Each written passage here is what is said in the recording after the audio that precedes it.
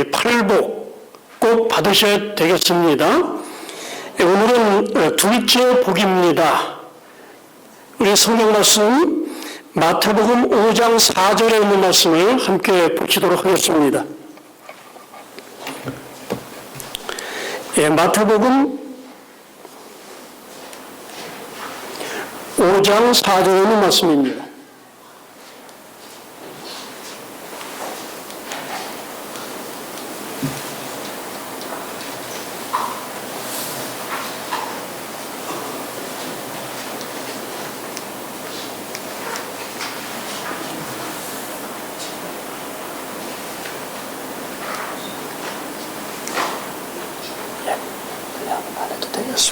마태복음 5장 4절에 있는 말씀을 우리 함께 읽도록 하겠습니다. 다 같이 읽겠습니다. 애통하는 자는 복이 있나니 저희가 위로를 받을 것이며, 성경에 있는 말씀 보시면 됩니다. 우리 다 같이 읽겠습니다. 애통하는 자는 복이 있나니 저희가 위로를 받을 것이며. 오늘의 복은 우는 사람에게 주어지는 복입니다. 우는 사람은 복이 있나니 저희가 위로를 받을 것이며. 바이킹족들은 이 북유럽에 사는데 아주 마음이 아주 험악한 사람들입니다. 근데 그들은 뭐라고 의시됐냐면, 우리 북유럽 사람들은 울지 않는다, 우리는 다른 사람들을 울린다, 이렇게 주장을 하는 사람들입니다. 근데 우리 예수님께서는 뭐라고 말씀하셨습니까? 우는 사람, 애통하는 사람은 복이 있다라고 말씀하셨습니다. 우리 예수님은 많이 우셨습니까? 우리 예수님은 참으로 많이 우셨습니다. 히브리서 5장 7절에 보면 우리 예수님께서 겟세마네 동산에서 심한 통곡과 눈물로 감겼다고 말씀하셨습니다. 우리 예수님께서 통곡하셨습니다. 그리고 눈물도 참 많이 흘리셨습니다. 그렇다면 어떻게 우는 사람이 복이 있는 사람이겠습니까? 애통한다는 말은 헬라어에 우는 행위를 표현하는 많은 언어들이 있는데, 그 중에서 제일 강한 언어가 바로 이 애통이라는 여기 사용된 그런 언어입니다. 사람이 죽었을 때, 그것도 내가 정말로 사랑하는 사람이 죽었을 때 하는 통곡이 바로 여기 사용된 바로 이 애통이라는 말입니다. 야곱이 그의 사랑하는 아들 요셉이 죽었다고 생각했을 때 그가 통곡했습니까? 통곡했습니다. 성경에 보면 그가 자기 옷을 찢고 굵은 배로 허리를 묶고 오래도록 그의 아들을 위하여 애통하니 그랬습니다. 말하자면 이 방성대곡입니다. 가슴에 도저히 숨길 수 없는, 주체할 수 없는 눈물이 흐르는 통곡, 가슴에 깊은 이 아픔을 가져다 주는 그런 사건을 인해서 통곡하는 것이 바로 이 애통이라는 표현입니다.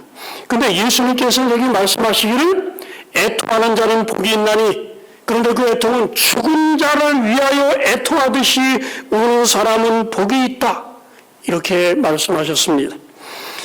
저는 산상보훈, 화이트님께서 쓰신 이 산상보훈을 기초로 해서 세 가지로 좀 말씀을 드리도록 하겠습니다. 화이트님은 이렇게 말씀하셨습니다. 여기서 애통이라고 하는 말은 진정한 마음으로 죄를 슬퍼하는 것을 뜻한다, 그렇습니다. 자, 우리가 통곡하는데 뭐를 인해서 통곡합니까? 누가 죽어서 통곡하는 게 아니라 죄를 인해서 통곡하는 것이다, 그렇습니다. 요한복음 12장 32절에 보면 예수님께서 이렇게 말씀하셨습니다. 내가 땅에서 들리면, 내가 십자가에 못 박혀서 들리면 모든 사람을 내게로 이끌겠노라, 이렇게 말씀을 하셨습니다. 화이트는 말씀하시기를 사람이 십자가에 달려 계신 그리스도를 바라볼 때 그때 사람들은 죄가 무엇인지를 이해하게 된다 그랬어요. 죄가 우리의 사랑하는 주님께 어떤 일을 했는지를 이해하게 된다. 우리가 짓는 죄가 우리가 사랑하는 주님을 십자가에 못 박게 한 죄라는 사실을 깨닫게 되는 것이다. 이렇게 말씀하셨습니다. 자, 우리 예수님께서 얼마나 많은 사랑을 우리에게 베풀어 주셨습니까? 그런데도 불구하고 우리가 계속해서 주님을 배반하고 그의 은혜를 잊고 반역으로 일관된 생활을 살아왔구나 하는 사실을 깨닫게 되는 것입니다. 예수님의 그 십자가를 우리가 하나님의 성령의 인도하심 아래서 바라보게 될 때, 나 때문에 예수님께서 십자가에 달려 돌아가셨구나. 그리고 지금 내가 짓고 있는 그 죄로 인해서 하나님의 아들이 또다시 십자가에 못 박히시는구나. 이런 사실을 깨닫게 될 때 사람의 마음속에서 진정한 죄에 대한 애통이 이르러 올 것이라고 말씀을 하셨습니다.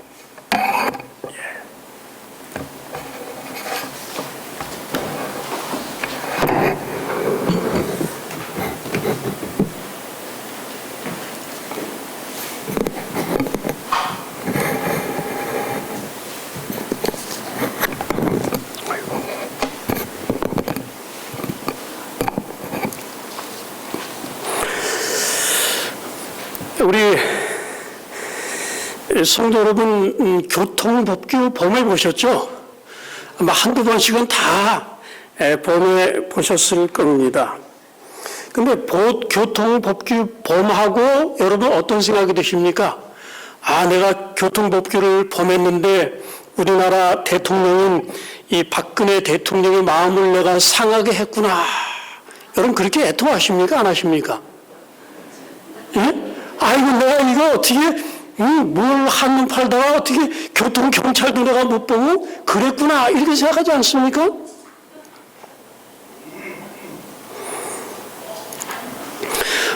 죄 때문에 마음에 두려움을 겪는 사람도 있습니다. 그 에드가 앨런 포라고 해서 이 괴기 소설을 쓰는 사람으로 유명한 이 에드가 앨런 포가 있지 않습니까?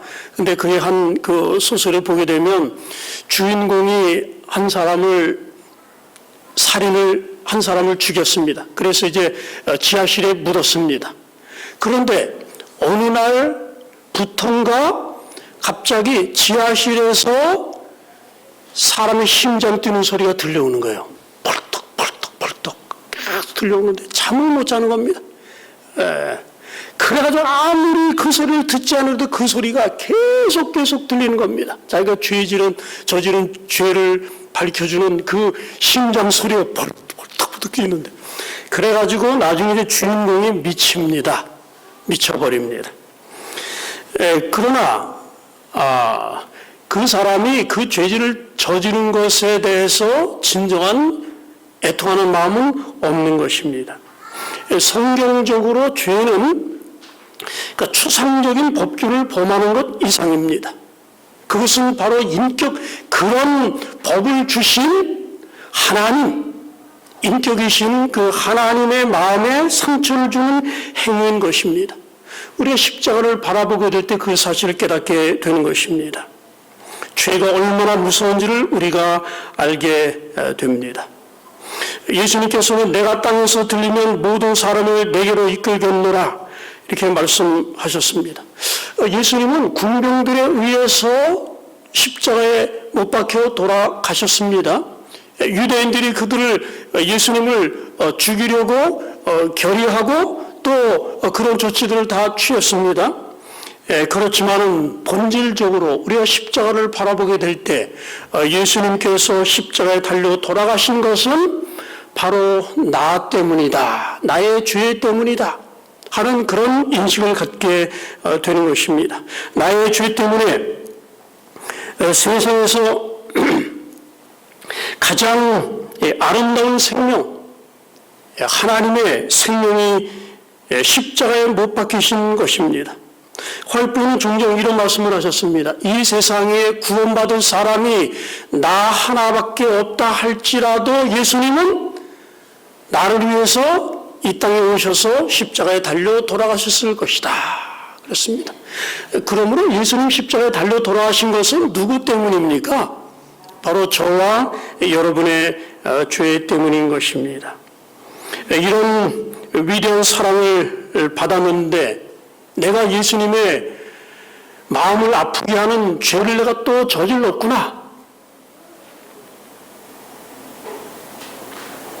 내가 다시 하나님의 아들을 직접 십자가에 못 박는 그런 행위를 했구나 하는 그런 인식이 들 때에 비로소 우리가 죄를 미워하게 되고 죄를 슬퍼하게 되고 애통하게 된다고 화이트보는 우리에게 말씀을 하셨습니다. 예수님께서 십자가에서 나의 하나님 어찌하여 나를 버리셨나이까 그 영원한 그 분리의 고통을 겪으시는 그 예수 그리스도. 그런데 죄로 인해서 영원히 멸망해야 될 사람은 바로 나입니다. 그런데 그 나를 위해서 우리 주님이 대신 그 분리의 고통을 겪으신 것입니다. 죄가 사람에게 끼칠 수 있는 모든 형벌들을 우리 예수님이 다 당하신 것입니다. 거기서 달려 계시는 그 예수 그리스도를 바라보게 될 때 우리의 마음은 깨어지게 되고 내가 저지른 죄의 흉악성을 깨닫고 그리고 회개하게 되는 것입니다. 우리 예수님의 첫째 기별은 회개하라는 것이었습니다. 회개하라. 회개하라. 언제 우리가 회개할 수 있습니까? 죄를 슬퍼해야만 회개할 수가 있는 것입니다. 언제 우리가 회개할 수 있습니까? 갑자기 눈이 열려서 죄가 무엇인지, 죄가 어떤 일을 하는 것인지 깨달을 때 우리가 회개할 수 있습니다. 그런 일들을 우리가 그 자녀들 가운데서 많이 보게 되고 또 탕자들 가운데 많이 보게 되지 않습니까? 그렇게 부모님 속 썩이고 그렇게 부모님 마음 못 알아주고 그렇게 불순하던 그런 딸들이 아들이 어느 날 갑자기 부모님을 바라봅니다. 부모님의 얼굴에 수심이 가득하고 눈은 헬쓱하게 들어간 상태에서 너무나 고통당하시는 그 모습을 어느 순간 딱 깨닫게 되는 순간 어떻게 될까요? 그때 진심으로 자기 자신을 돌이키는 그런 일들이 일어나게 되는 겁니다. 그때 뭐 하는 겁니까? 그때 철 들었다 그러죠. 그때 비로소 철이 들게 되는 것입니다. 바로 이런 일은 십자가가 하는 것입니다. 우주에서 가장 아름다운 생명을 내가 취해 갔구나 하는 거죠. 그래서 죄의 무서움을 가장 명확하게 알려주는 것이 십자가입니다. 우리 주님께서는 자신의 죄에 대한 극도의 슬픔을 경험하는 사람은 복이 있다. 이렇게 말씀하셨습니다. 죄가 하나님과 예수님께 한 것을 인해서 마음이 깨어지게 될 때 회개가 이르게 되는 것입니다. 스가랴 12장 10절과 11절에 이런 약속의 말씀을 주셨습니다. 내가 다윗의 집과 예루살렘 주민에게 은총과 간구하는 심령을 부어주리니 그들이 그 찌른 바 그를 바라보고 그를 위하여 애통하기를 독자를 위하여 애통하듯 하며 그를 위하여 통곡하기를 장자를 위하여 통곡하듯 하리로다. 우리 성도 여러분, 이 위대한 약속을 주장하시기 바랍니다. 나의 죄 때문에 찔림을 받으신 주님을 바라보고 애통하기를 독자를 위하여 애통하듯 하게 해달라는 기도를 드리시기 바랍니다. 우리 마음속에 진정한 이 죄에 대한 회개는 바로 이와 같은 깨달음을 통해서 우리에게 이르러 오는 것입니다. 저는 종종 이 고등학교 때가 참 그립습니다. 제가 그때 이제 공고를 다니면서 중학교 때는 신앙을 잘했다 이제 공고를 다니면서 교회를 좀 안 나갔던 때가 있었습니다. 근데 다시 이제 신앙을 하면서 정말 열심히 신앙을 하고 노력했는데 그러나 노력하고 결심하면 결심할수록 자꾸 쓰러지고 그래서 일어서기 위해서 정말 노력을 많이 했고, 기도도 많이 들었습니다. 그리고 울기도 많이 하고, 통곡하기도 많이 통곡하고. 근데 요즘은 좀 그렇지 않은 것 같아서 정말 제 자신 참 마음이 무겁습니다.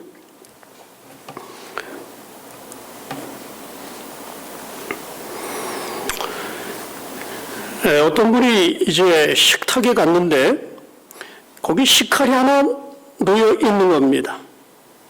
이제 그 칼을 가지고 뭐를 하려고 하는데 어떤 분이 이런 말을 하는 겁니다. 선생님, 그 칼은 얼마 전에 살해당한 당신의 아들의 목을 자른 칼입니다. 이 말을 들으면, 이 말을 듣고서 그 아버지가 이 칼을 사용할 수 있겠습니까? 만일 그렇다면 자녀에 대한 사랑이 없는 사람일 것입니다. 그와 같이 죄는 우리 주님의 목을 찌르고 우리 주님의 옆구리를 찌르고 그분의 고통의 원인이었습니다. 그분을 저주거리가 되게 만든 것입니다. 근데 우리 주님을 그렇게 저주거리로 만든 것들을 우리가 대수롭지 않게 생각할 수 있겠습니까? 우리가 진급해서 버리게 될 것입니다. 우리 칼을 버리듯이 우리의 죄를 버리게 될 것입니다. 죄가 무엇입니까? 우리 주님을 죽인 것입니다. 우리가 그 죄의 칼을 사용할 수 없습니다. 자, 오늘 우리가 이 애통하는가를 복이 있나니 이 문제를 생각해 보면서 왜 애통하는 것이 필수적입니까? 왜 죄에 대해서 애통하는 것이 그렇게 필수적이고 우리 주님께서 거기에 큰 복을 선언하셨습니까? 성경적으로 용서는 용서받은 사람 편에서 개혁할 것을 조건으로 하는 겁니다. 개혁하는 것, 생애를 변화시키는 것. 근데 요즘은 어떻습니까? 그래서 용서받으면 믿음으로 용서받는다. 개혁이라는 말은 사라져 버린 일이 너무나 많은 것입니다. 중생하면, 거듭나면 반드시 생애의 변화가 있어야 됩니다. 과거 그릇된 생활로부터 반드시 돌아서야 됩니다. 반역적 태도를 버리지 않았는데도 왕이 반역자를 풀어줄 수 있습니까?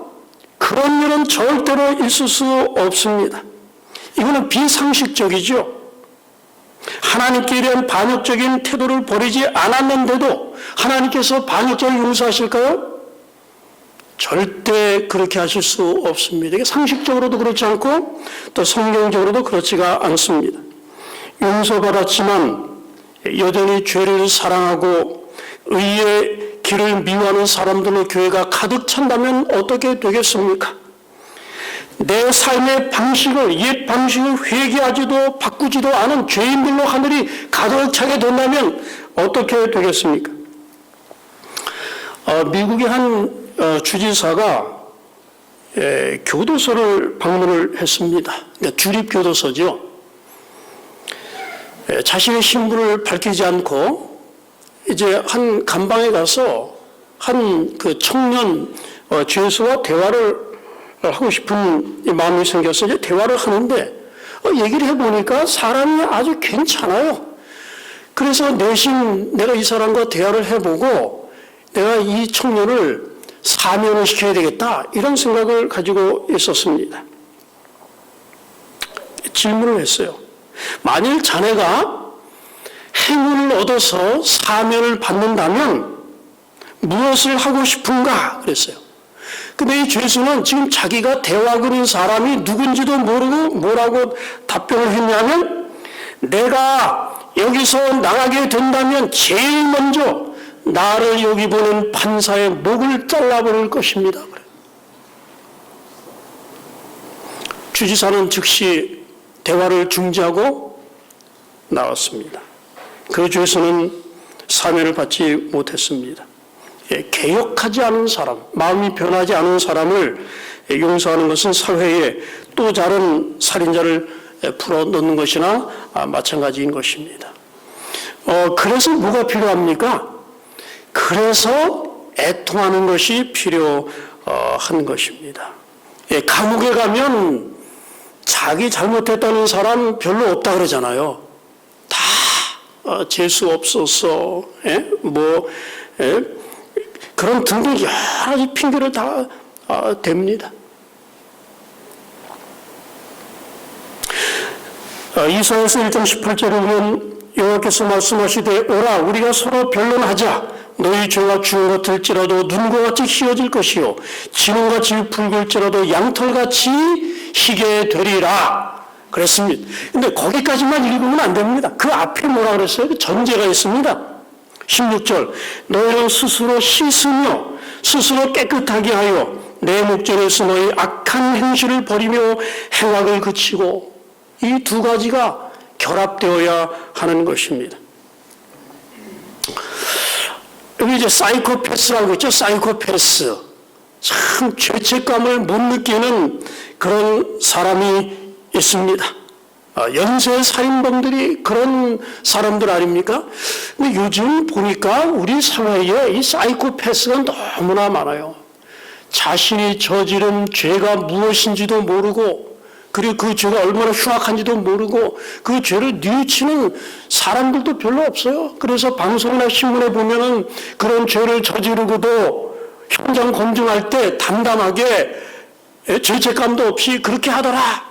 그런 사람들이 뭐라 그럽니까? 야 정말 천인공노의 사람이다. 그렇게 말하지 않습니까?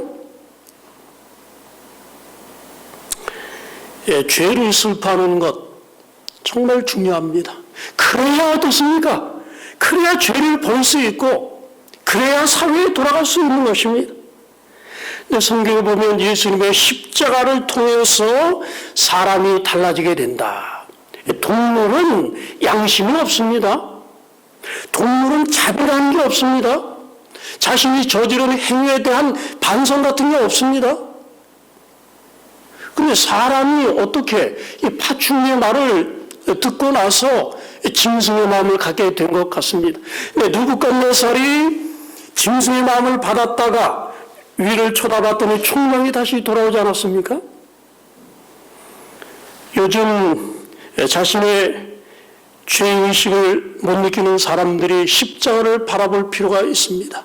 십자가를 바라볼 때 사람의 마음이 녹아지기 시작하죠. 그래서 짐승과 같은 마음, 짐승과 같은 얼굴이 변해서 다시 인격이 변하고 하나님의 형상으로 변하게 되는 것입니다.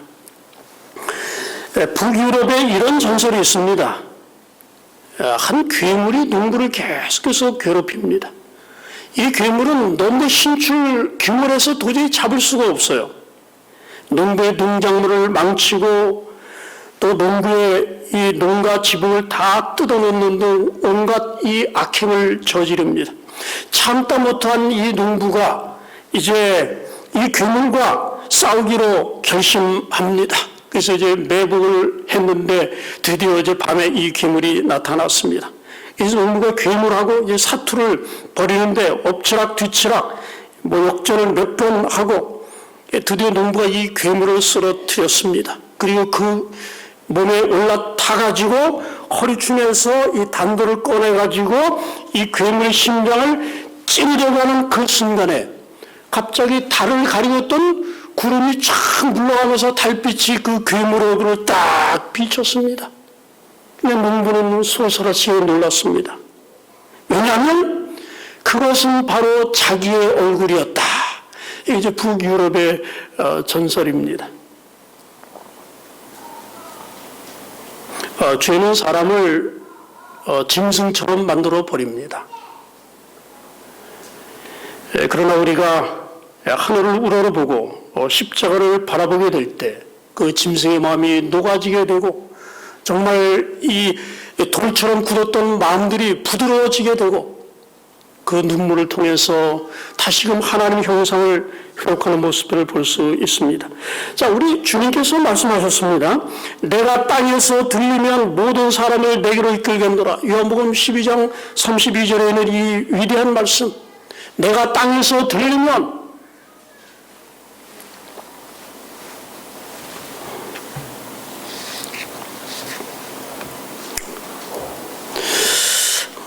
여기 블랙홀이 있습니다. 블랙홀. 블랙홀은 별이 죽어서 생긴다고 하죠.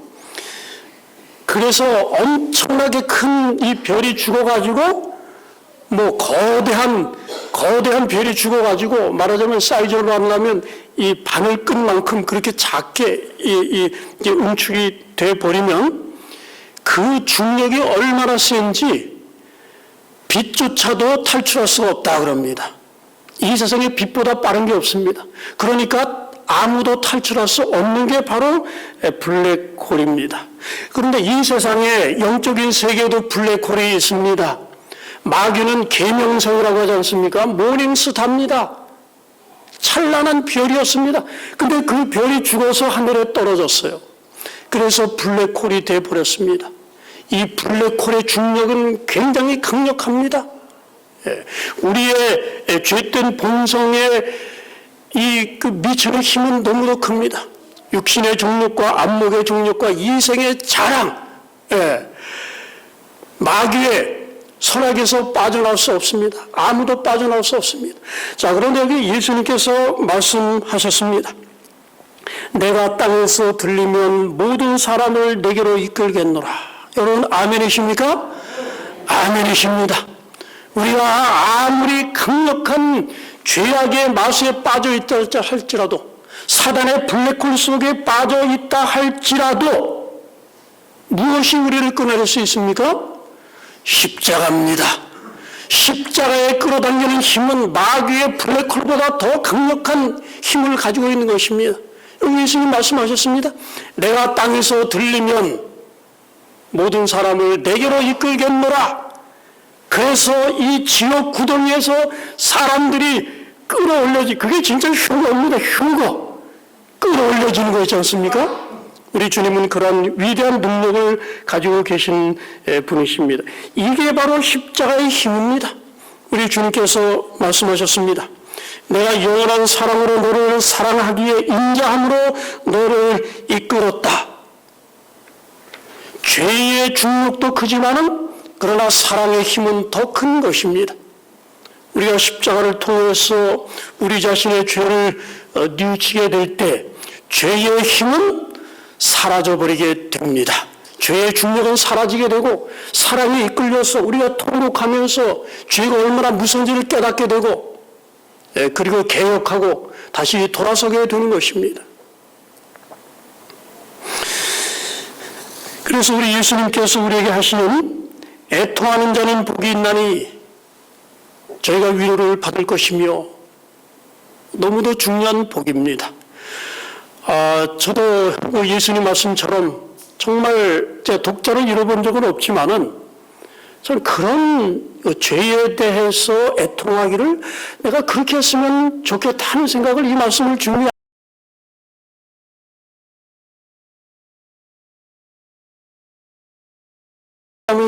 다시 한번 새롭게 하게 됐습니다.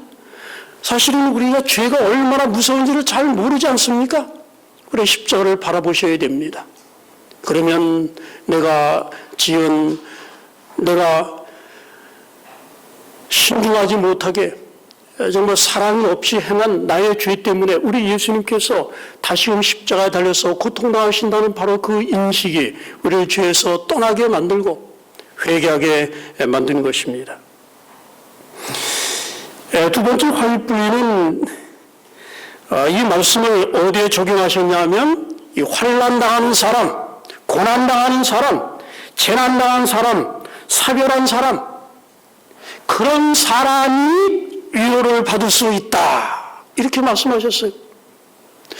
그런 문제들 때문에 독자를 애곡하듯이 그렇게 고난당하는 사람에게 위로가 있다. 여러분 생애의 아픔 가운데서 그런 통곡 한번 해보신 적 있습니까?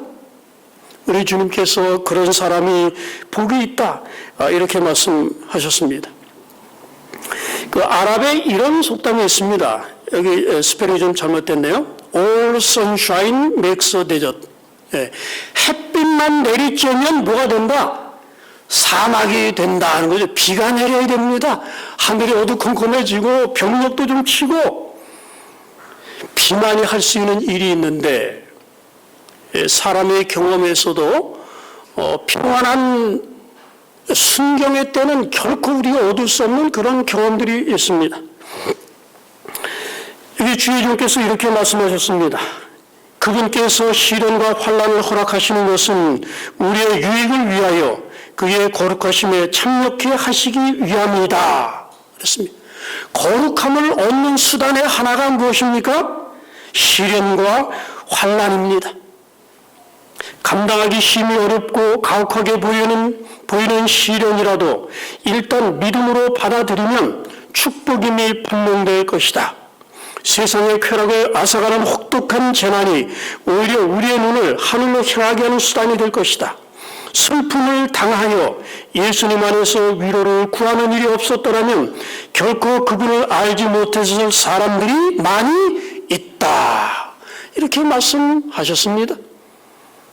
여러분, 모든 일이 다 잘 되는데 하나님께서 여러분에게 시련을 주지 않으시면 여러분 참 불행한 사람입니다. 그때 우리 주님께서 여러분이 의지하는 것 다 취해 가셔서 그때 피눈물 흘리면서 이게 아닌데 너 하나님께로 다시 돌아가야지. 그렇게 되면 그게 복입니까? 예, 너무너무 큰 복인 것입니다. 인생의 고난은 우리 성품에서 불순물과 거친 것을 제거해내는 하나님의 일꾼들이다. 여러분 아멘이십니까? 아멘입니다. 불순물과 거친 것 제거해내는 게 고난이다. 이들에 의해 채석되고 깎이고 끌로 새기어지고 갈리고 다듬어지는 것은 고통스러운 과정이다. 또 회전 연막이 이게 아마도 그라인더 같은 그라인더 있죠. 그라인더. 속으로 들어가는 것도 힘든 일이다. 그러나 그 속에 들어간 돌은 하늘 성전의 제자리를 채우는데 부족함이 없게 준비되어 나온다. 쓸모없는 물건을 위해서는 주께서 그처럼 신중하고 철저한 작업을 하지 않으신다.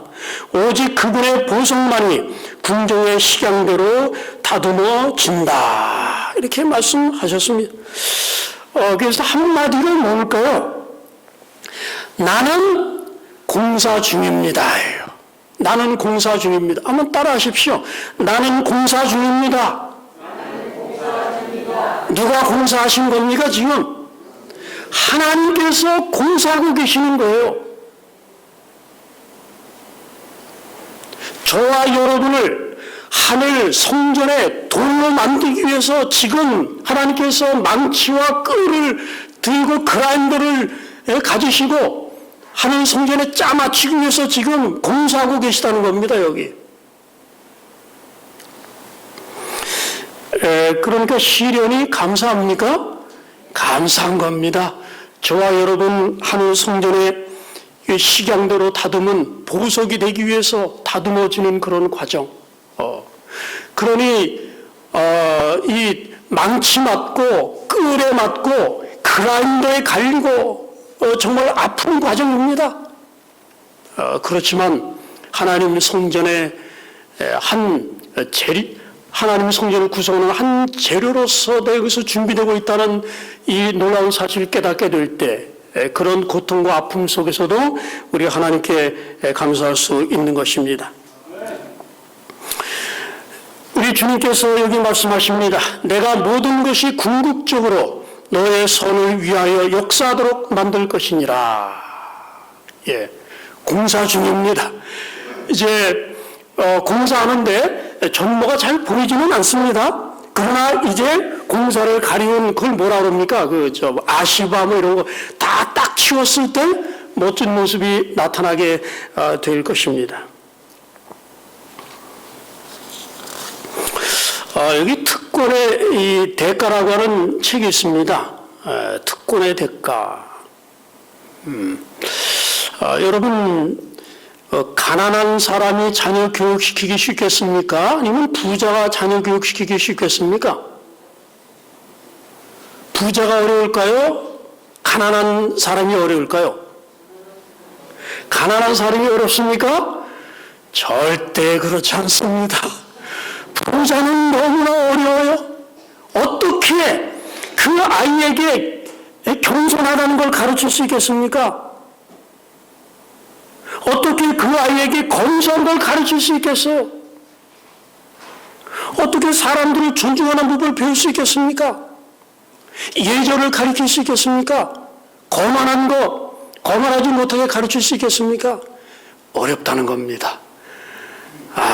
그래서 저기 보니까 미국에 수많은 아이들이 잘못되는 이유가 있다는 거예요. 부모들이 뭐 그냥 물질적으로 다 이렇게 베풀어주고 달란 대로 다 주고 그 다음에 용돈도 몇백만 원씩 주고 최신 뭐든지 다 사주고 그러면 아이들이 교육 잘 받을까요?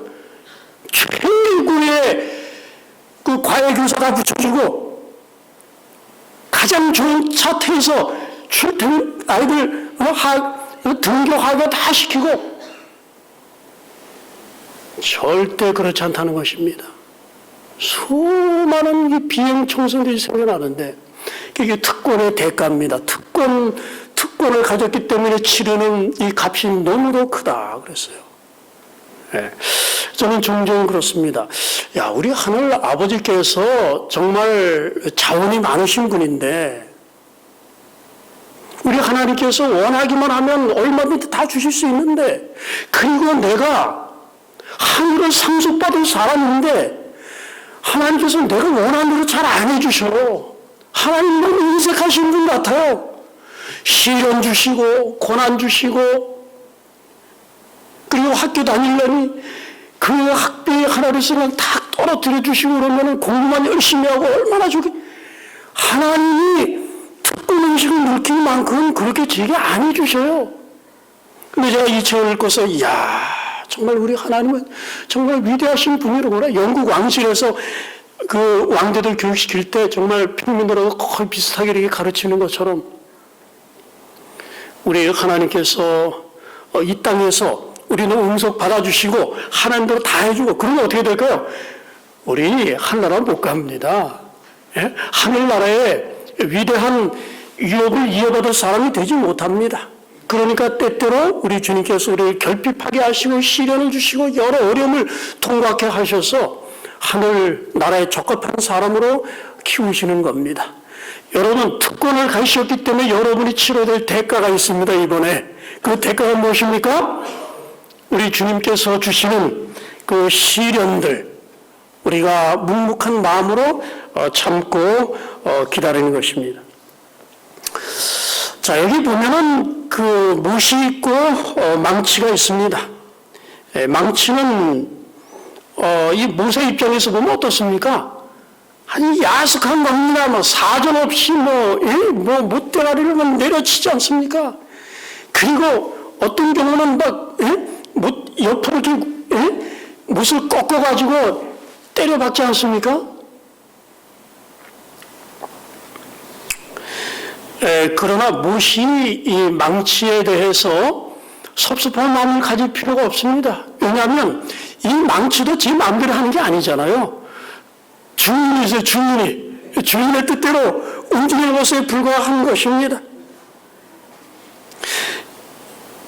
우리 이한영 장로님은 이제 공고 나오셔서 이게 뭔지 잘 아시죠? 줄입니다. 줄. 저도 처음에 제가 공고에 갔는데 기능 올림픽 참석할 사람 모은다 그래가지고 저도 2학년 때 가가지고 이제 거기 선발 시험에 제가 응모를 했는데 저는 정말 한 번도 줄을 잡아본 적이 없어요. 그래 동그란 이 쇠 봉을 잘라가지고 이걸 육각형으로 깎아라 그러는 겁니다. 이 줄을 주고 깎아라는 겁니다. 그래가지고 이제 이렇게 그려가지고 그거를 깎는데 아니 손에 물집이 다 생기고 막 미는 겁니다. 줄이 말이죠. 그 쇠에 그 연약한 부분에 팍 들어가가지고 그냥 밀어버리지 않습니까? 쫙 밀어버려요. 근데 저는 탈락했습니다. 근데 줄 정말 대단합니다. 제 반에 있는 친구가 육각형으로 딱 깎았는데 마치 이 기계로 깎은 것처럼 그렇게 깎아요. 줄을 가지고. 그 봉이라는 게 아무것도 아닌데 그걸 잘 깎아서 내니까 정말 유용한 그 육각형으로 변한 걸 볼 수가 있었습니다. 이 시봉이 너 왜 그렇게 그냥 나를 그렇게 내 살을 막 깎아내느냐, 이렇게 항의할 수 있을까요? 주인도 이 주인의 목적에 따라 움직이는 것입니다. 또 풀무는 어떻습니까? 풀무. 이 풀무도 정말 대단합니다. 거기에 가연성 물질이 떨어지게 되면 즉시 그냥 덮치지요. 덮쳐가지고 그냥 다 태워버리고, 태울 거 다 태우고, 타지 않을 것들은 다 어떻게 만듭니까? 그 액체로 만들어 버립니다. 그게 바로 풀무 불입니다. 여러분, 때때로 우리의 삶 가운데 환경이 왜 정말 내가 못대가리처럼 말이죠. 그렇게 막 환경에 의해서 그렇게 강타당하는 듯한 그런 느낌을 받으실 때도 있으시죠. 그리고 줄이 마른 살을 깎아낸 것처럼 그런 고통, 그리고 용광 속에 들어가는 것과 같은 그런 시련들. 그러나 이 모든 것들을 가지고 일하는 분이 누굽니까? 그분이 바로 주인입니다. 우리 주님이 바로 그와 같은 일을 하시는 것입니다. 우리를 참된 성도로 만드시기 위해서 바로 그와 같은 일을 하시는 것입니다. 이 말씀을 참 좋아합니다. 이 세상은 하나님의 작업장이며 하늘 성전에서 사용될 수 있는 모든 돌은 시련을 받아 보석이 되어 주님의 건물에서 제 위치를 차지하기에 적합하게 될 때까지 깎이고 마감되어야 한다. 솔로몬 성전을 지을 때 성전터 근처에서 나무를 깎고 돌을 다듬지 않았어요. 멀리 떨어진 곳에서 나무를 다듬고 돌을 다 깎아가지고 다 운반해가지고 솔로몬 성전 터에서 다만 제 위치에 갖다 놓고 짜 맞추기만 하면 됐어요. 성경에 보면은 망치 소리가 들리지 않았다. 그래. 망치 소리가 들리지 않았다. 하늘에 가도 하늘에는 망치 소리가 들리지 않습니다. 망치 소리는 이 땅에서만 들립니다. 왜? 이 세상은 하나님의 작업장이다. 하나님의 성전의 한 모퉁이를 저와 여러분이 다 차지할 겁니다. 그래서 우리 주님께서 그 작업을 지금 어디서 하고 계십니까? 지금 바로 여기서 하고 계시는 것입니다. 그래서 저와 여러분은 지금 이제 공사 중인데, 자, 여기 제 마음에 참 이 말씀을 읽을 때 용기를 주는 말씀입니다. 자, 이 말씀을 함께 좀 읽으실까요? 그리고 그분이 단 하나의 쓸모없는 망치질도 하지 않으실 것을 확신하기 바란다. 그분의 망치질 하나하나는 사랑 가운데서 그대의 영원한 행복을 위하여 하시는 것이다. 그분은 그대의 연약성을 아시며 파괴가 아닌 회복하기 위해서 일하신다. 아멘이십니까? 하나님께서 쓸모없는 망치질은 하나도 하지 않으신다. 이렇게 우리에게 보증을 하셨습니다.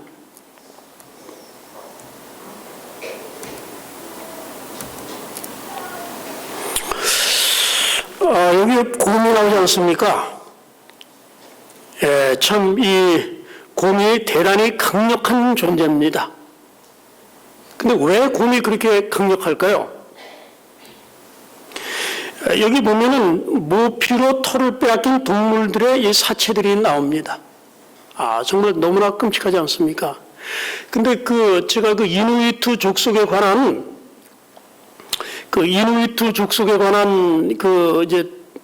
프로를 제가 본 적이 있습니다. 근데 이누이트 사람들이 곰을 잡지만은 이 곰을 대단히 존중심을 가지고 대합니다. 왜냐하면 그 사람들이 곰을 잡아가지고 이 가죽을 벗깁니다. 그러면서 하는 말이 뭐냐면 곰은 가죽을 벗기면 꼭 사람하고 비슷합니다. 그래요. 그러니까 가죽을 다 벗기고 나면 여러분 그냥 피부 벗겼지 않습니까? 사람하고는 너무도 닮았다는 거예요. 발 다 긁어내고 나면은 정말 살덩어리인 사람이 나온다는 겁니다. 이 가죽 때문에 이 곰이 그렇게 센 겁니다. 자, 여기 화이트 부인이 이런 말씀을 하셨습니다. 자, 이 말씀을 참 좋아합니다. 상상부원에 있는 말씀입니다. 아버지의 임재가 그리스도를 두르고 있었으므로 무한한 사랑이 세상의 축복을 위하여 허락하신 것 외에는 아무것도 그분께 닥치지 않았다. 여기에 그분의 위로의 근원이 있었으며 이것은 우리를 위한 것이다. 그리스도의 영으로 감동되는 사람은 그리스도 안에 거하게 된다. 그 다음에 이 사람을 겨냥한 강타는 그를 당신의 임재로 두르고 있는 구주께로 떨어지게 된다. 그에게 닥치는 것은 무엇이나 그리스도를 통하여 오게 된다. 그리스도께서 그의 방벽이 되심으로 그는 악을 대항할 필요가 없다. 주님께서 허락하신 것 외에는 아무것도 그를 건드릴 것이 없다. 그리고 주께서 허락하시는 것은 모든 것이 합력하여 선을 이루게 된다. 정말 아름다운 말씀입니까? 저와 여러분이 정말 그저 살과 피밖에는 없는 사람입니다. 그런데 우리를 누가 두르고 계시다 그랬어요? 내가 예수님 안에 있으면 마치 고음의 가죽이 사람처럼 생을 딱 덮으니까 얼마나 강력하게 됩니까? 돌을 던져도 다치질 않습니다. 왜? 몇십 센치의 이 두꺼운 지방층과 그게 있기 때문에 여기 말씀하시기를 우리 그리스도인은 예수 그리스도 안에 있으면 예수님께서 우리의 곰가죽이 된다는 얘기입니다. 그래서 어떤 시련이 우리에게 닥쳐와도 먼저 뭐를 통과해야 돼요? 그 가죽을 통과해야 돼요. 예수님이 먼저 통과해야 된다는 것입니다. 그리고 우리 주님께서 통과를 허락하시는 것은 모든 것이 합력하여 선을 이루게 된다. 이렇게 말씀을 하셨습니다. 저는 이제 좀 말씀을 마쳐야 되겠습니다. 애통하는 사람은 복이 있다고 우리 주님께서 말씀을 하셨습니다.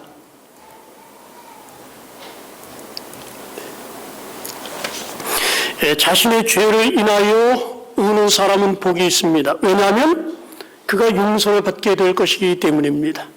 시련을 위하여 우는 자는 복이 있나니 이는 그가 하나님의 형상으로 변화되어 나올 것이며. 아멘이십니까?